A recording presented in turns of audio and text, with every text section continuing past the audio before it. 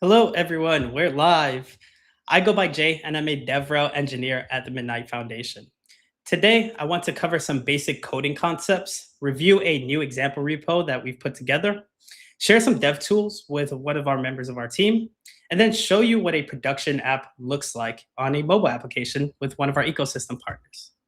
So first, let's get started into the fundamentals. What is Midnight, how to build on it, some core concepts, and the contract I discussed. So for anyone new here, let's briefly go over what makes Midnight applications different than other applications. So in a Midnight application, your private stays local on your device. When a user interacts with the application, they disclose secrets to a program on their device.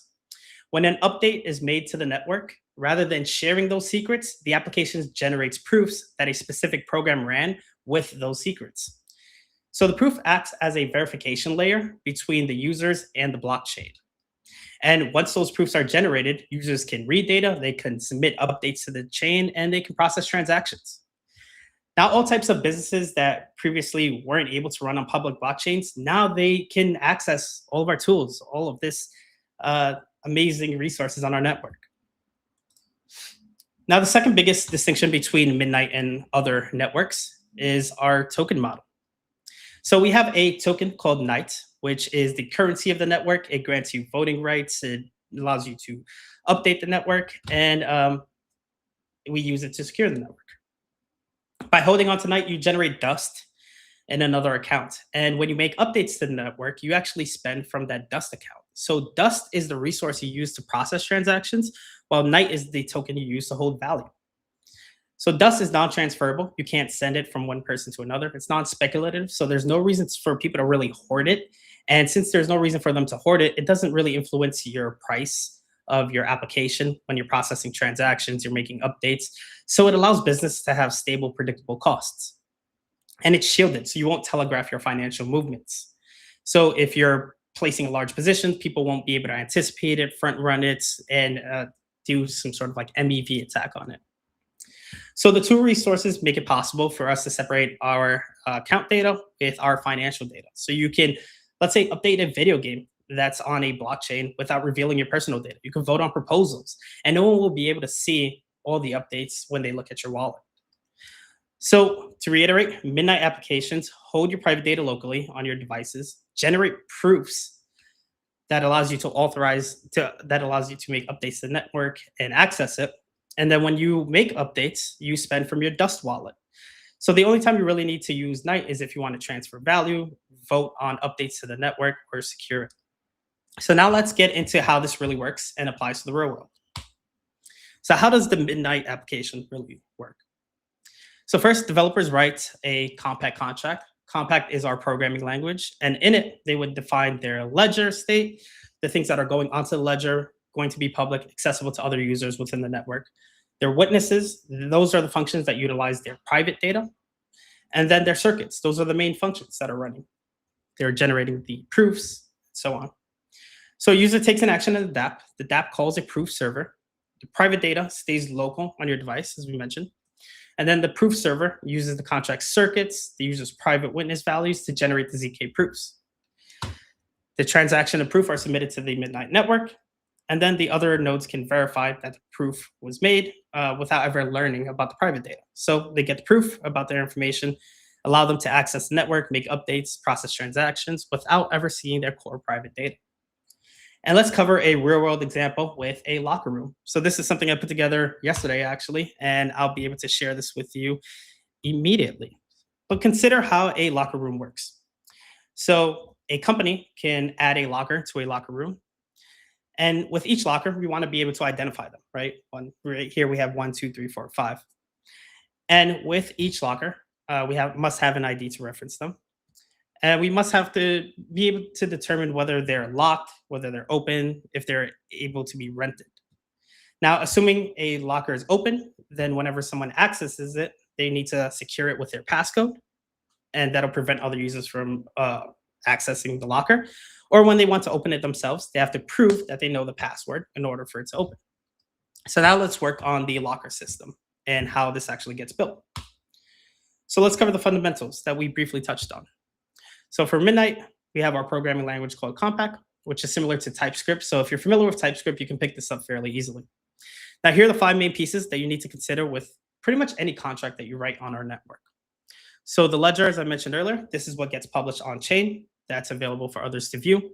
Your witness is the function that references your private data. It never actually shares it. It's going to be used to generate proofs. Your circuit are the operations that update and check the ledger state.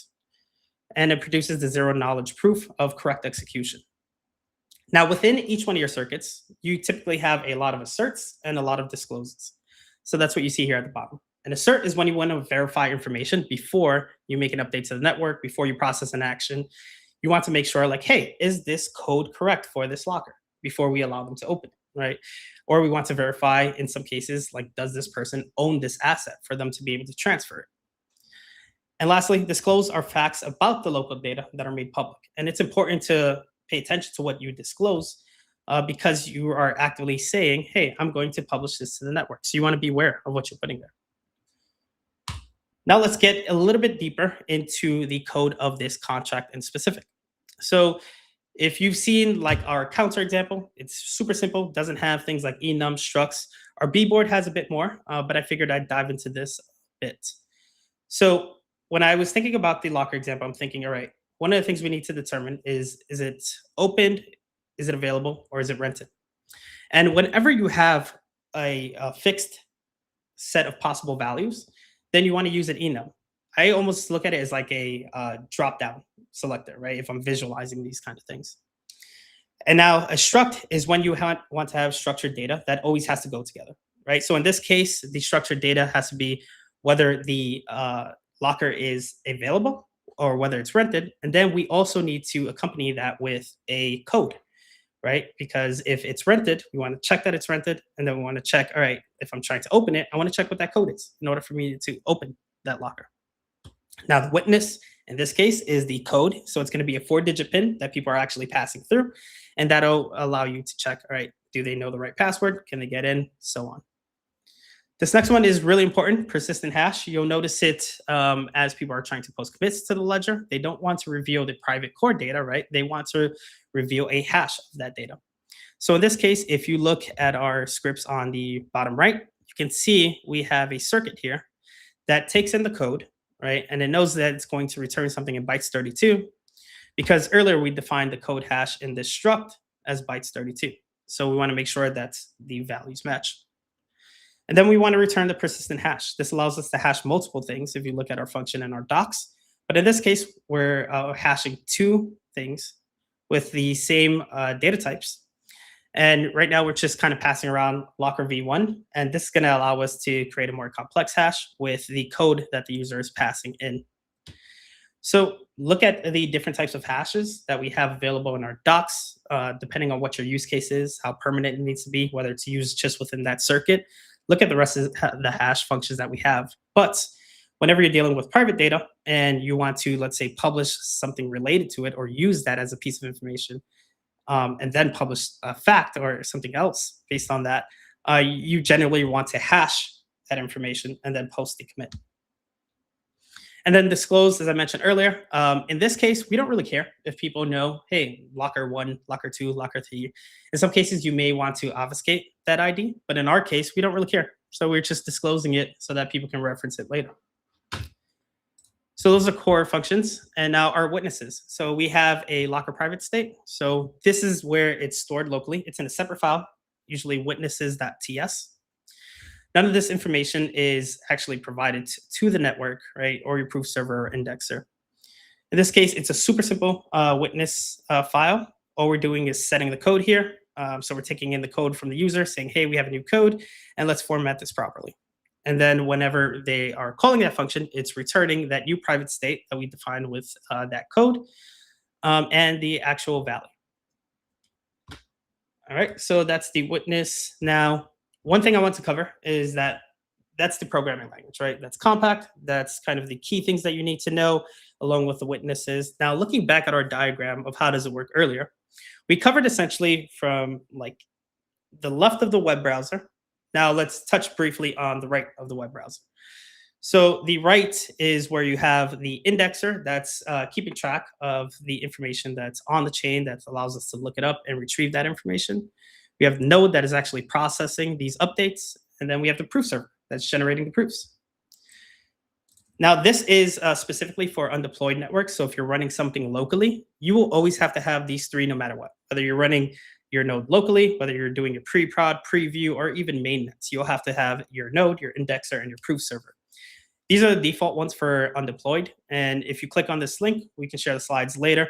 You'll actually see this repo here called Midnight Local Dev. So you can access this, spin up a local dev environment right away and get started. Now let's go back to my presentation. So those are the services you need, the different things you need to consider when you're writing your programs. Now let's run the program so I can show you how this looks. So if you scan that QR code, you'll be able to see a step-by-step tutorial on how to recreate this example. I published this maybe like an hour ago, so review it, let me know if there's any issues, and we'll transfer this over to the Midnight org. But let's run the actual code. So I'm going to start sharing this screen.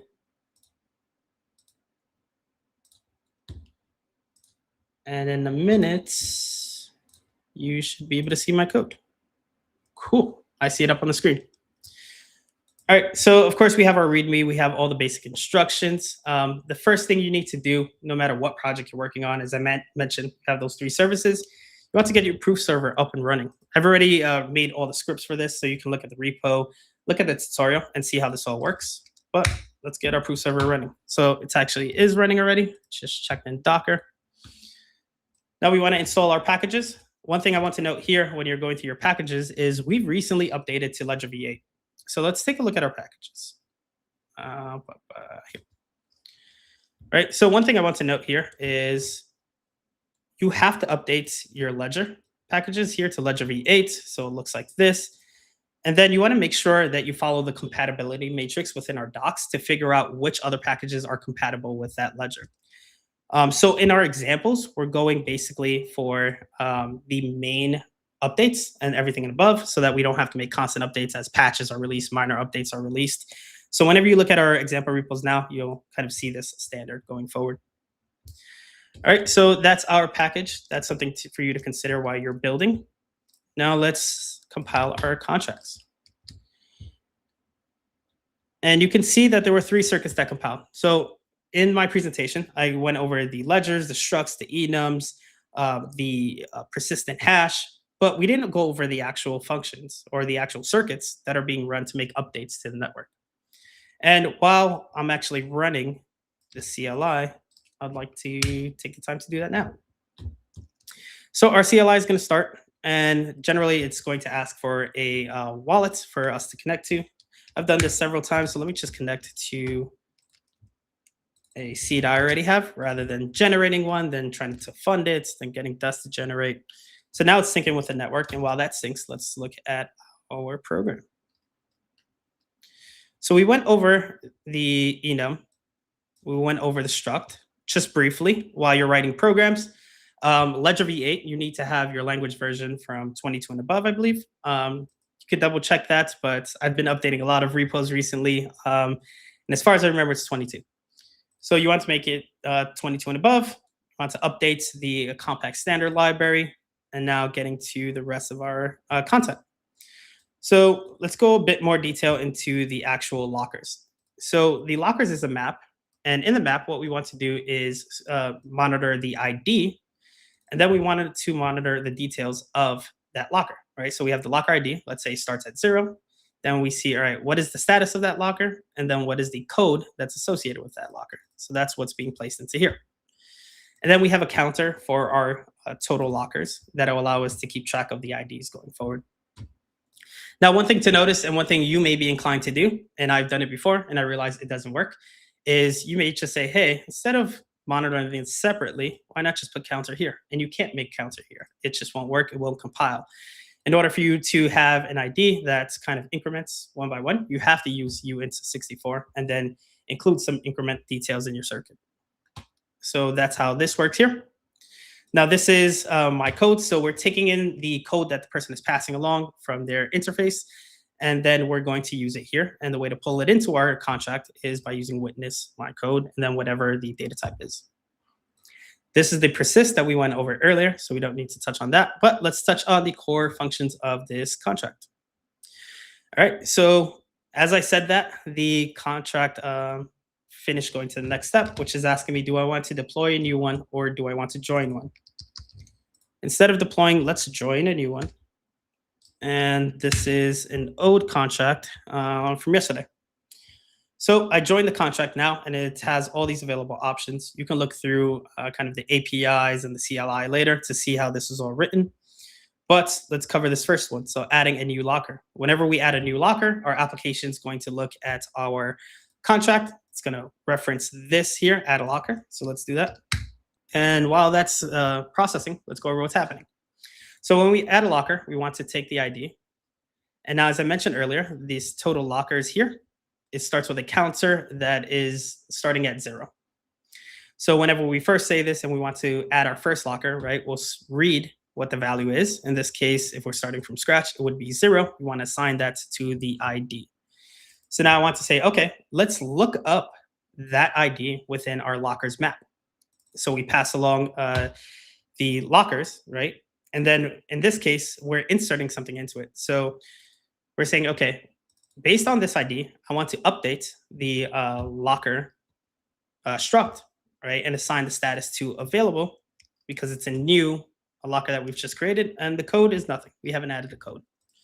And now we want to increment the total lockers by 1 so that whenever someone goes to create a new locker, in this case, right, it's going to start at 1, going to go through this process, then start at 2, go through this process, and so on. So if you look at my CLI, you can see that I added a locker.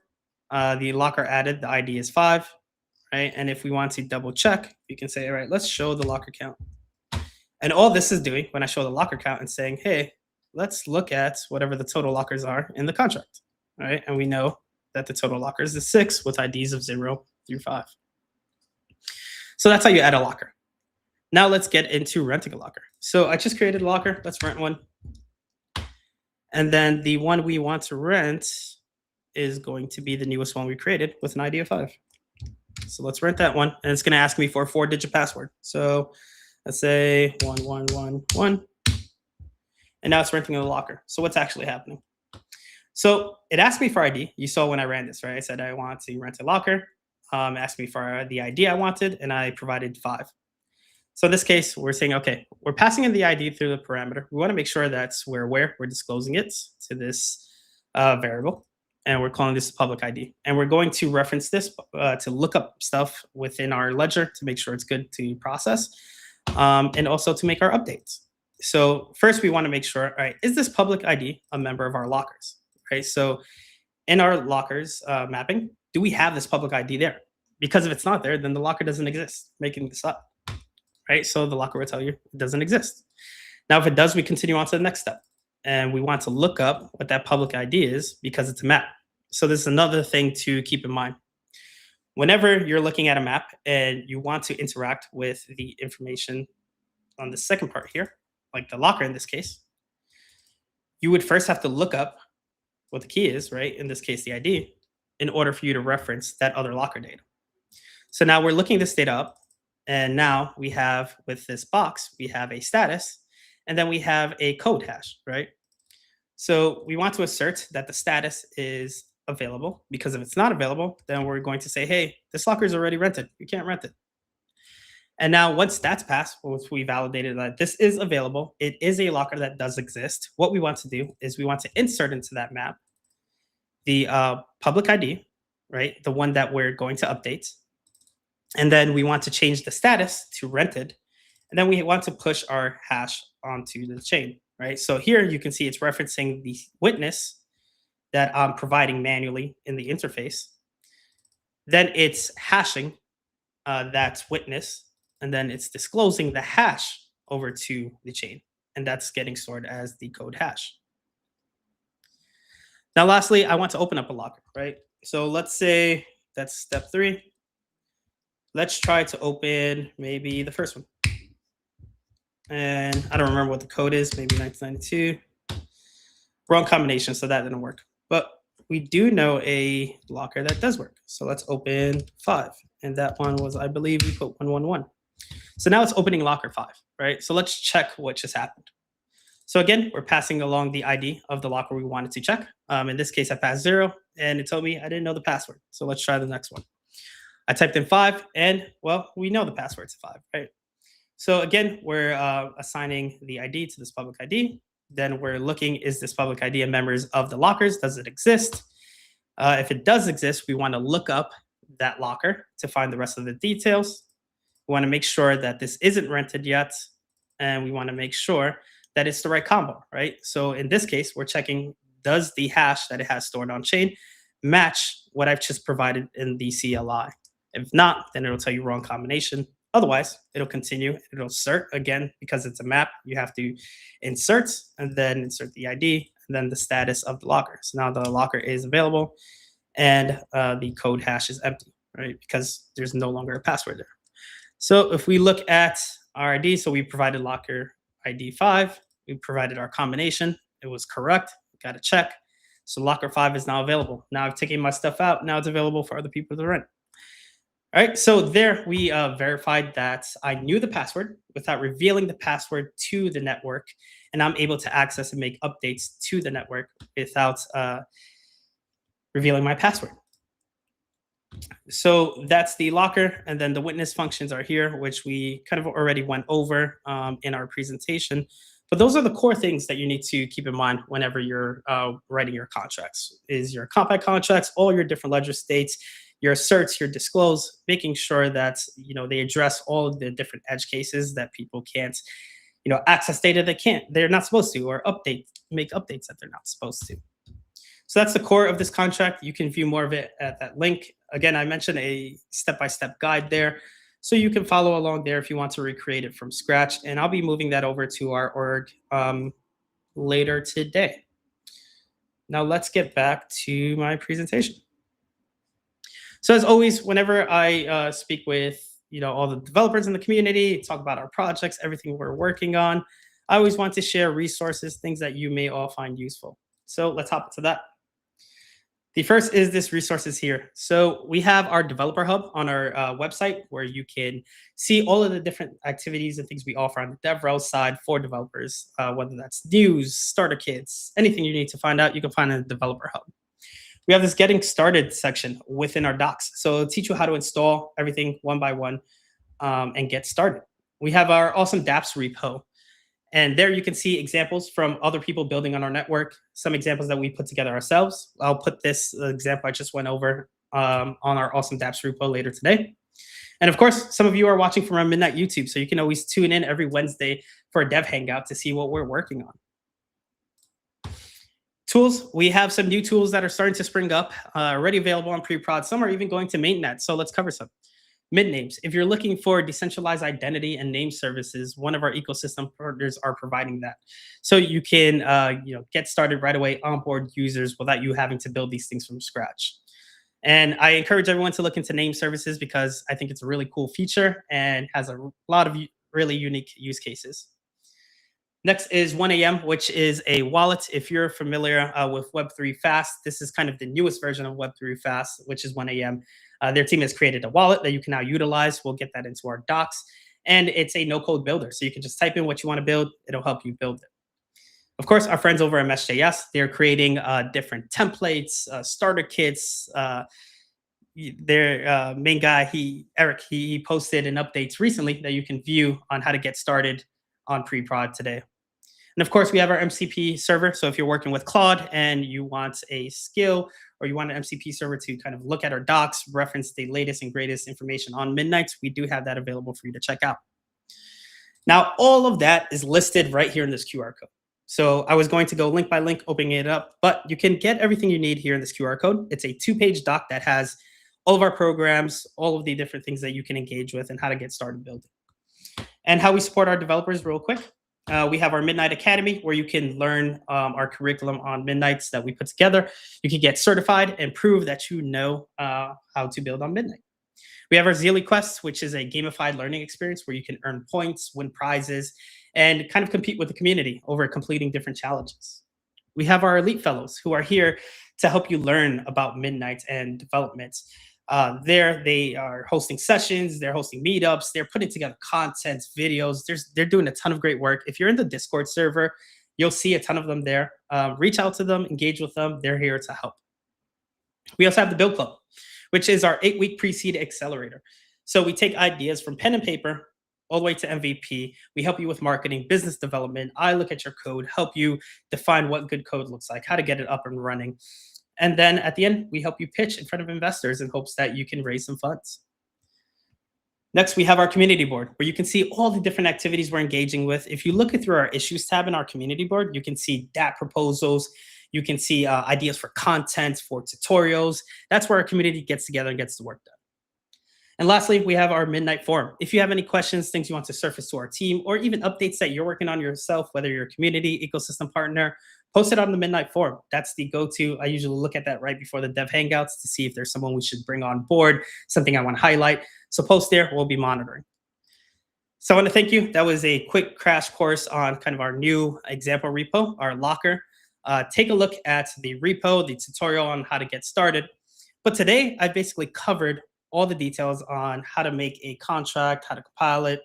But we didn't really get to the user stuff, right? Like if I am a user and I want to engage with this Locker DApp, the probability of me running the CLI and engaging with it is pretty slim, right? Most people want a seamless experience where they have a wallet, they can use that wallet to engage with the application, test it. So with that said, I'd like to introduce Adam from our team. I want to bring him up to stage to talk about a tool that he's been working on, aggressively posting everywhere. And I was like, okay, we have to get him on board. So Adam, for those who aren't familiar, can you introduce yourself and walk us through your project? Yeah, hi. I'm Adam Reynolds. I'm the engineering manager for platform and tooling at Shielded. So, you know, every single change to Midnight.js that makes your life painful, that's my fault. You know, on top of that, I'm also responsible. My team's responsible for the wallet SDK. So, the stuff that wallets are building into, and yeah, so it's a very busy time. You know, we just got a blockchain out of the way, and now comes the real work, which is basically creating a really good experience, and also there are things that we're doing where we need to be sort of debugging and understanding when issues are raised. We jump on them very quickly. If you go to the Midnight.js repository, if you have an issue and you give us enough information, we dive in and try and work things out. And this was actually what this was about. Is there was one really complicated bug, and I thought, I'm only going to get into this and understand it if I actually build a wallet, as you do. So I've done this a couple of times where leverage AI as much as possible, burn a lot of tokens, and end up with a tool that basically gives me what I want to allow me to do diagnostic sort of levels of analysis, to the point that the tool that this wallet in particular, you can even do things like you can clone it, the repo's there, and you can actually get AI to instrument the wallet SDK underneath and then expose huge amounts of events. So you can trace pathways deep into the wallet actual library. So but it's designed from a developer for developers. It's not when you see it, I'm happy to share. I'm going to share the screen in a minute. It is completely, all the seeds are unencrypted. You can throw them around like candy. Yeah, it is designed for you to understand what's happening at the wallet. And then, yeah, feel free to share. I've got my screen sharing. It's probably worth talking about it rather than just. So this wallet here. So this one here is on mainnet. So I can just swap between different wallets. You got the Genesis one on undeployed. Those are working quite nicely. I can jump back into mainnet, and then what you can do is down here you can see all of the different events that are being generated. You can say, hey, I'm not interested in errors, or actually I don't want the debug, I only want the warnings. So let's go to that. There's no warnings. That's good, but there's some information ones. You can then copy this. This copies like the JSON of that, what you're seeing, and you can then paste it into your Claude or whatever you're using, and it can then analyze and can do some very complex analysis. You can do whatever you need. It's even got a built-in block explorer because I needed that. So why do you need an explorer when you got a wallet? Yeah. So and then the other thing is that it's very easy to say I want to create a new wallet, select mainnet, import or generate, generate and create wallet, and there we are. And I've just finished, while Jay was talking, I just shipped version 0.5.0, which included basically at the moment what you're seeing here is mainnet. For privacy reasons, there are shielded and dust transactions. The wallet has to get a full view of what's going on. Yeah, and if it can't get a full view, then it can't pick the actual transactions. So it needs to see the transaction set, do the hashing across it to find the ones it needs. And what it's doing here, the actual caching mechanism, once you've done one mainnet wallet, it plays back the hashing correctly, and it's about twice as fast as loading a normal wallet. So I'm trying to make this as powerful as possible. The next feature is a bridge. So in other words, if you're running a load of Node.js scripts, and a lot of people do because it's a very good way of testing contracts, what will happen is you can then connect it to this wallet, and you can actually have events inside. So you can have all your debug events come up into this event log. You can then copy that. So you've got everything about what's happening in the wallet, what's happening in your dApp, and actually then paste it into, say, something like Claude and let it go and think about and come back to you and say, yeah, this is the problem. So it's a phenomenal tool. And it's kind of one of those things, and it's built upon a large amount of effort from my team being able to do this. I needed the team support to get this done, but if you are developing, please use it. And if there's something you really want that's missing, so I've already had a request to have test the CNight test side of stuff available, so you can actually then start creating get that in there and start seeing the test generation. But I'm going to warn you, if I want to get the seed for this one, I just copy it. There we are. And I can just paste that around. It is not designed. It doesn't ask permissions. If you want to do anything, it's good. But that's what it's designed for. Yeah, and you can even do things like you can expand all of the events and see what's going on. You can go through, look through every single one of them. Get rid of the ones that you're not interested in or whatever. Minimize it, clear them down, download the whole lot. Yeah, all that type. Download all of it. Yeah. So anyway, and every single section brings down different types of state. So if you're in here, you copy that, you get the full state of the wallet. So and then that's pretty much it. It is what it is. It's basically the get stuff debugged wallet. Nice. That is really amazing. Thank you for sharing it. Thank you for posting all over, the Discord channels, everywhere you can get it out there. I think it's super useful. The Explorer in particular, I actually really love that, because whenever I'm deploying contracts, I'm like, okay, did this actually work? I got to check on the block Explorer, go back and forth and all these toggles. If you can keep me in one place, this is amazing. Well, the one thing I am going to be doing is, once I've got the bridge in place, because the transactions at the moment, this is lying to you. Transactions are a feature that's coming, but the whole so there's a transaction history which we're going to put into this. But also, if a wallet, and I've seen people copy the transaction or the contract address and put it in there to find out what's going on. With the bridge, I will then have once I have the transaction addresses, you'll be able to click in. I'll bubble them up on the event, and you'll be able to click on them and automatically. So where I'm trying to stop you from typing and just exploring and all that type of stuff. Yeah. So, and hopefully this can accelerate delivery, because a lot of time you don't know quite why something's gone wrong. Yeah. And having this connection was going to be huge. Yeah, especially since many people are, building things from scratch. They have to put in their own debug logs and all these things. Yeah. So yeah, this is super useful. Thank you for sharing. If you're watching, you can scan the QR code that's on the video right now. That'll bring you directly to that repo. So you can start using it today. I know there's people already testing it. I saw our product manager earlier testing it. I seen some people in the Discord testing it. So test it, give us feedback. What's the best way to give you feedback? Honestly, I'm on Discord there, but actually I've had people go to the repo and raise tickets. Okay. But yeah, it's one of these things. I'm moving fast on it as quickly as I can. As it was on 410 before 041 before you started talking. It was on 050 by the time you finished. And a lot of it is also, it was done out of necessity, but it's now, if you actually read the front of the repo, it says this started as a debug thing, and then it took on a life of its own.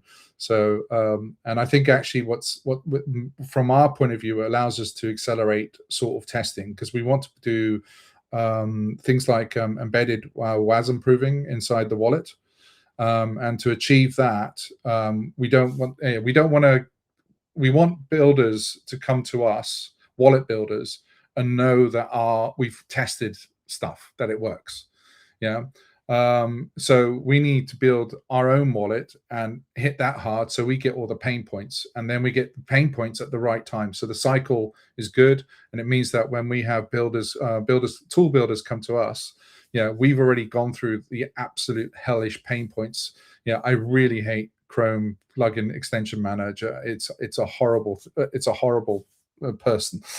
Anyway, but the whole point is that for us, it's trying to make sure that the pathways, as a contract developer, you have a good tool chain, and we want to get that right.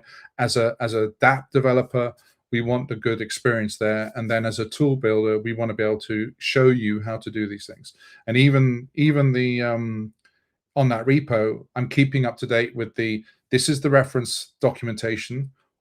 What is it missing? And so it's a learning, it's feedback, and you got this sort of guide, integration guide. So if anybody ever wants to build a wallet, you should be able to point at that thing, get Chrome and maybe Claude or whatever other flavors are available, and just throw it at that, and that should give you all the information you need, and it's got all the gotchas in there. And then what I hope to do is that experience of building a wallet, I'll take back into the wallet SDK, and we'll improve the documentation set. And so it's a quality feedback loop.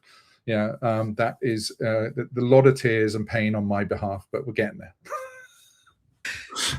Nice. This is all super amazing, and it really makes me think too, the ability to understand how wallets work more, create your own, using this as a tool, makes me think that like most people are familiar with just one standard wallet interface, right? It's like the drop down, they see the static things, but there's an opportunity to create new things, right? To create completely new user experiences, UIs, maybe that display some things that previous people weren't really considering, right, when they're building wallets. So I challenge you to test it out and try to build your own wallet. I think the other side of this, which is people, this first, fourth generation blockchain, privacy is absolutely fundamental, and privacy comes with cost. People are installing wallets, and people expect wallets just to go, hey, yeah, I'm good, go. Whereas the reality is, there's if that was the case, there'd be no privacy. So what we need to do is we're learning. It's the behavioral model, the feel of the network, the way it behaves on the blockchain, how dust and shielded transactions, how they come down, and then you pick the ones that are valid to you, and all that type of stuff. All of that takes a lot of computation, a lot of hashing. It's a slow process, but seeing that happen, you kind of go, yeah, I get it.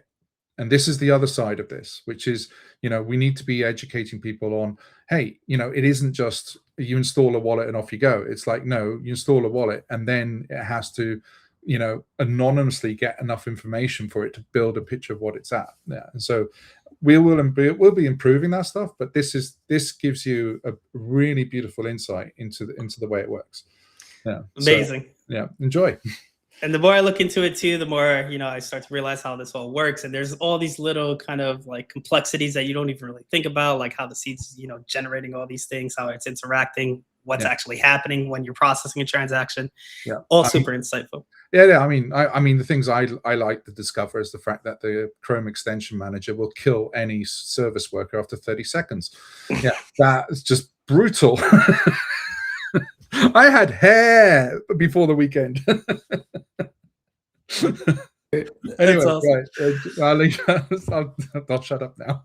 So I want to thank you for sharing the tools. Our developers now have access to them. They can provide you feedback directly on the GitHub. If they need to talk to you, you're in the Discord. I see you there all the time. Do you have any last words for the community? What I will say is at the moment, to move fast on this, and I need to move fast, I built it on my personal repos. Yeah, it's sitting there, it builds, it's good. That's not the right place for this. It's going to become but it was a good way of kind of doing that. I built a thing called a compact ZKR linter, which basically looked at the final version of the payload and then worked its way back.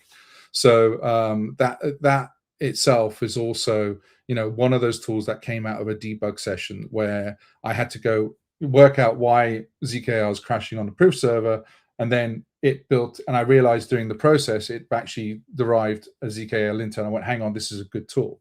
Yeah, so it can do profiling of proof servers and all that type of stuff. But the whole point here is that we're building interesting tools, and we need to say, well, actually, you compile your contract. The ZKR linter actually has in it profiling, things to avoid doing in compact, which make life problematic for you, like depth, number of sort of recursions, etc. Yeah, so I think down the line, it is a case of just feeling our way forward, and then when something really works for us, is actually delivering these sort of tools into the community. This, however, was more of a, hey, I think this is too good, and I started pushing it out there, and ever since then I've had people asking, even at the foundation, because I work for Shielded, asking for new features, and I think this is one of these things that just naturally happens. Awesome. Thank you for going over your project, for sharing it with us. One thing I want to mention to the community is if you're running into problems and you realize like, hey, maybe I need a tool for this, and you start to kind of like construct that tool, even if it's in your mind, I encourage you to post on our contributor hub, because even if you're not a technical person or you're not that technical, you keep running into these issues, you may post an idea and someone else who is technical can pick it up and work with you on it, or they can build it themselves and make it a tool that's available for the community. So if you have some ideas, go to our contributor hub, post on there, and try to work with someone in our community to build it. So I want to thank you, Adam, for joining us. It was an awesome tool. And I think we can move on to our next segment. Great. So we've shown you kind of a smart contract, how to compile it, all the key things there, some developer tools that you can use. Now we're live, right? So I want to cover what are the applications that are live. Let's bring up one of our ecosystem partners, Brick Towers, so that they can discuss their live application. And one thing that's awesome about it is it's doing something that I've never seen across any of our ecosystem. It's opening new doors for the rest of you. So let's touch on it. What are we presenting today, Sergey and Imants? Hello. Yeah. Hello. So I hope that the demo gods are with us today, because it's, like engineering, it's hard. Yeah. So looking forward to show you what we have built. That was quite exciting. I mean, we actually already have been here for quite some time, many times actually presenting. I mean, there's a reason we feel at home in a community called Midnight, because Herbal, it's an app which we have built and which we are continuously improving and adding features, is built around the same instinct. So it's an application for your money, your goals, your financials, your financial life. So everything should be yours.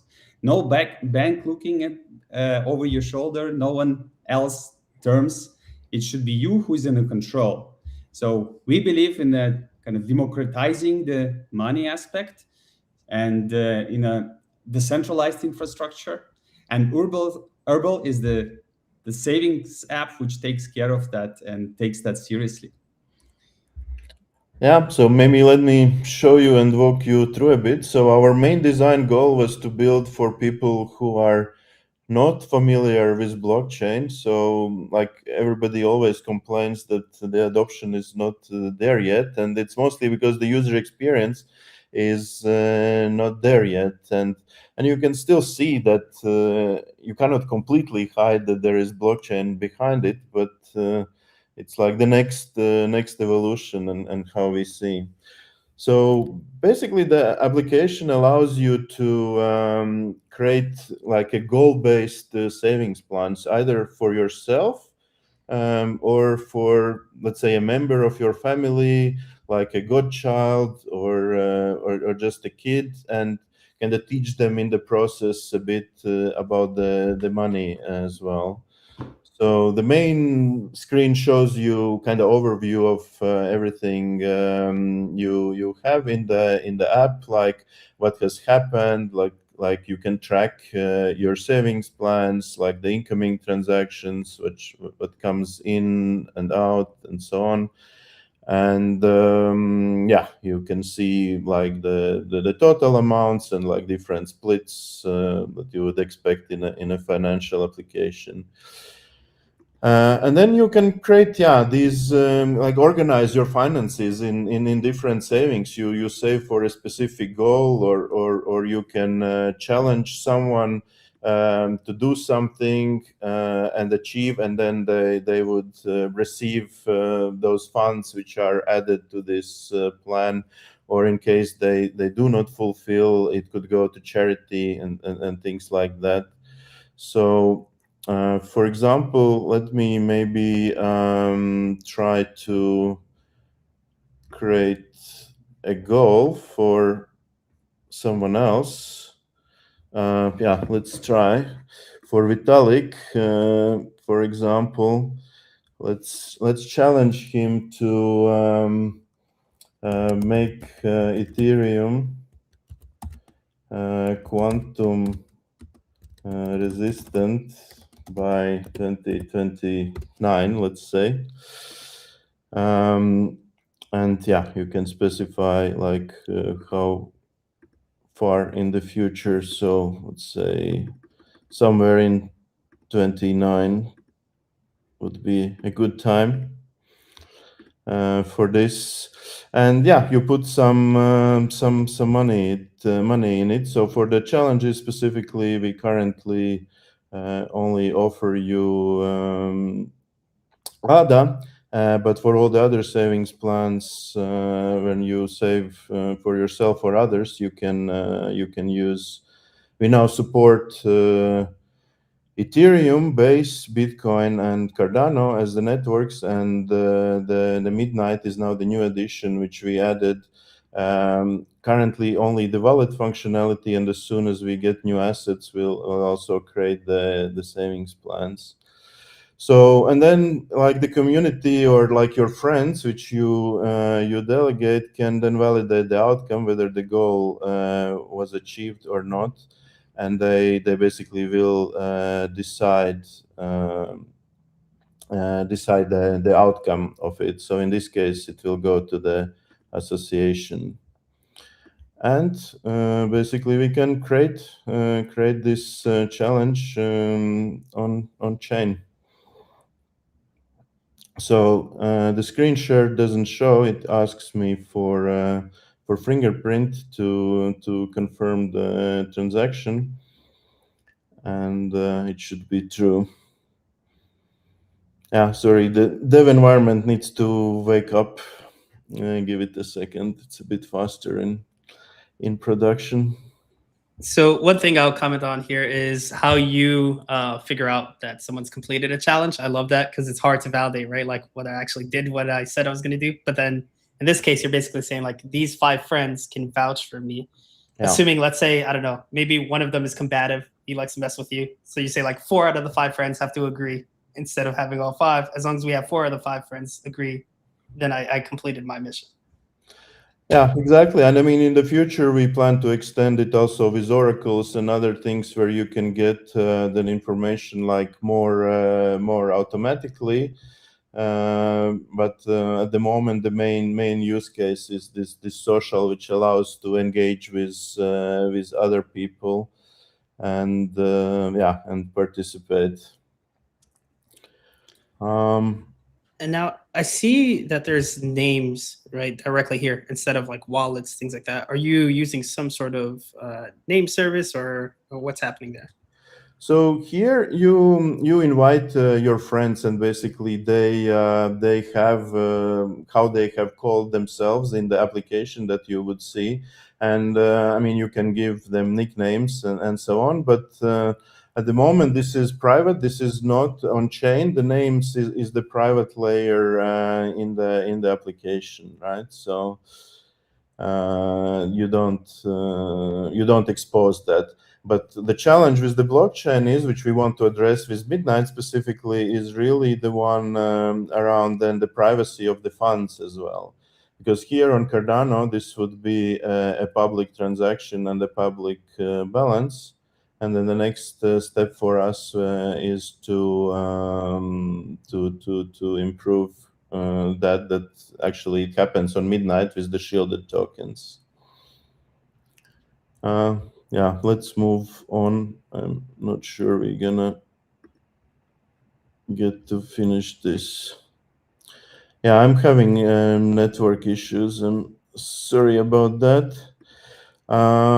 Yeah, and then you kind of can have the friends you can invite once. You can create just dependents which do not have their own application yet, but you let's say you want to save for your kid, you can organize your funds around that. And naturally you also then have like the wallet integrated into it.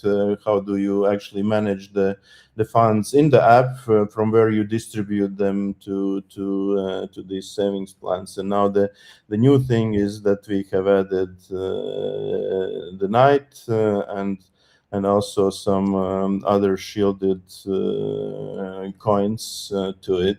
So we try to minimize the impact of the different networks. But as you can see, in principle, you can keep dollar either on Midnight, Ethereum base, and so on, right? And then with slightly different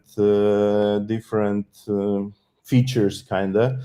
And yeah, that part still you cannot fully escape it yet. So there is still ways to go around that. I love that you're, grouping that data because, previously I look at it prior like transactions. Sometimes I mess around with a bunch of different networks and forget I left money here. And it's like, it's gone up until someone reminds me or like some accident, I stumble upon it again. So it's awesome that you're just listing it all here.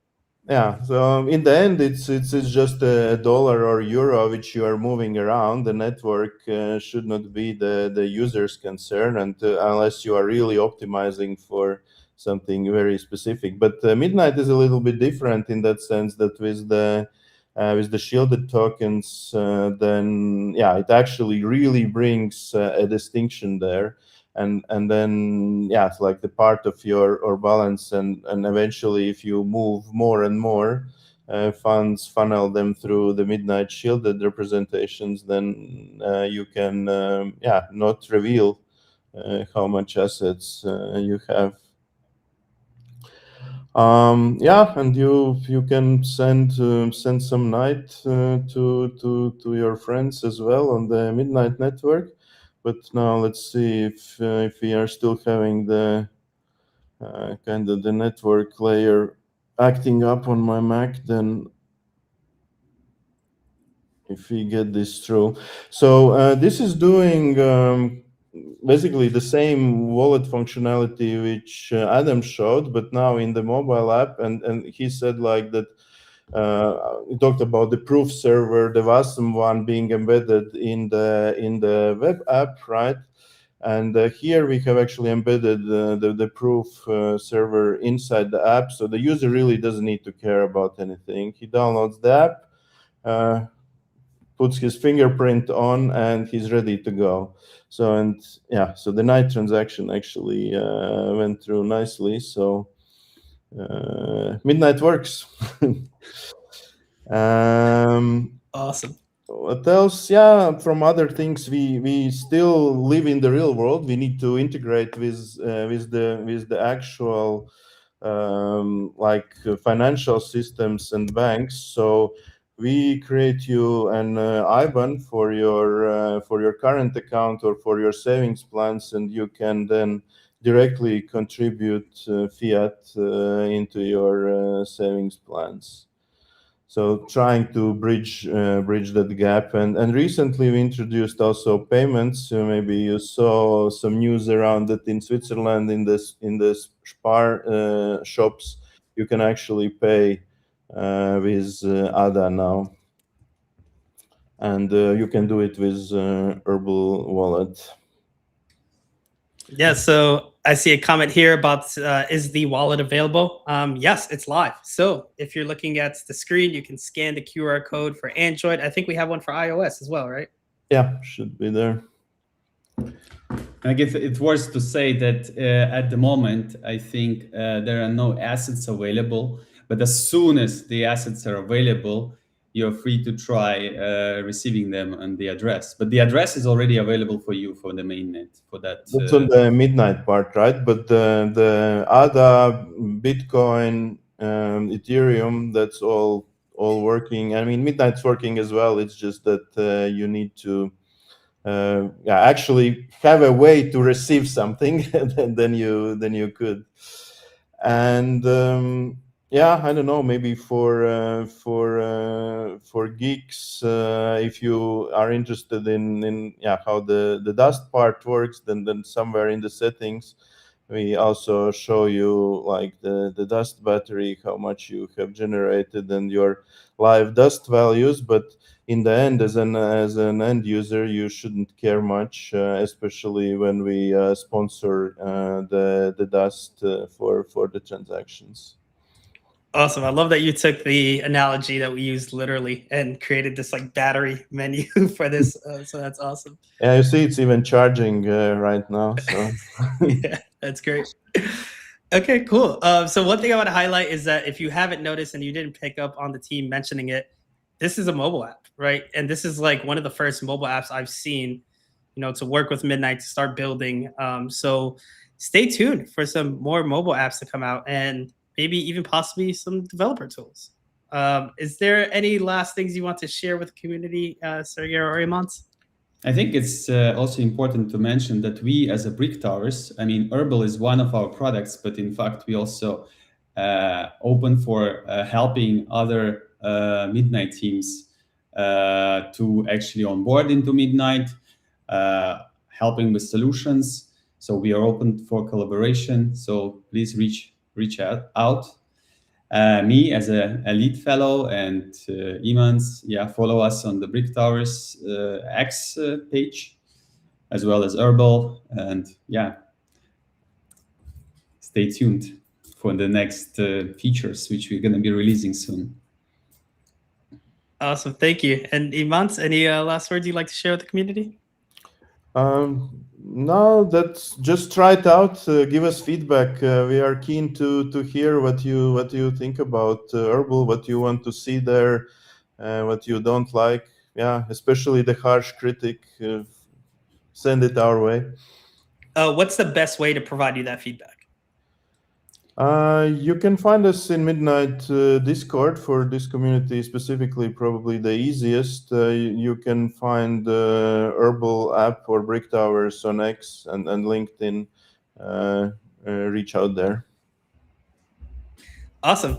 Well, thank you again for coming on to the stream, for sharing your mobile application. I hope everyone starts downloading it, starts getting ready, starts setting some goals. I want to thank you both for coming and joining us, and we'll turn over to the wrap-up.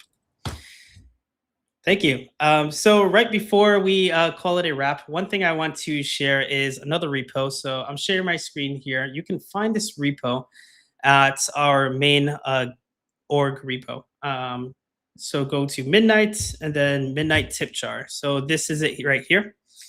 I only want to mention this because at the very ending of their presentation, Oh, actually, my PR hasn't been merged. But once it's merged, you'll see all the details you need to create that same menu that is displayed, where you put in someone's wallet, you send funds to them. So if you want to, create a little module within your own apps that sends money to other people that you add or you identify in the application, then take a look at this repo. It'll be updated shortly.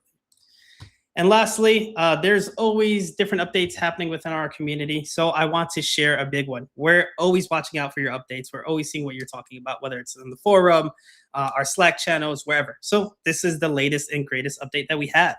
Sunday Labs just announced that they've launched the Midnight Capacity Exchange. So the concept here, we talked about it with Ben when we had him on stream. We had a few other people. The idea is that if I'm generating nights and if I have nights and I'm generating dust, but I don't necessarily have a need for the dust, I'm not a dApp developer. I don't want to create a dApp. What you can do is exchange your dust with someone else. You can lease it over to them and they can use that dust that's being generated by you. So take a look at the Midnight Capacity Exchange, reach out to Sunday Labs, give them some feedback on it, and let us know what you think. So you can scan the QR code to see that's linked directly to the post I'm referencing now. So scan it, look at our Capacity Exchange, and let us know what you think. So I want to thank you. That is everything that I have to present today. My name is Jay. I'm a DevRel engineer over at Midnight, and I hope everyone has a great day. Happy building.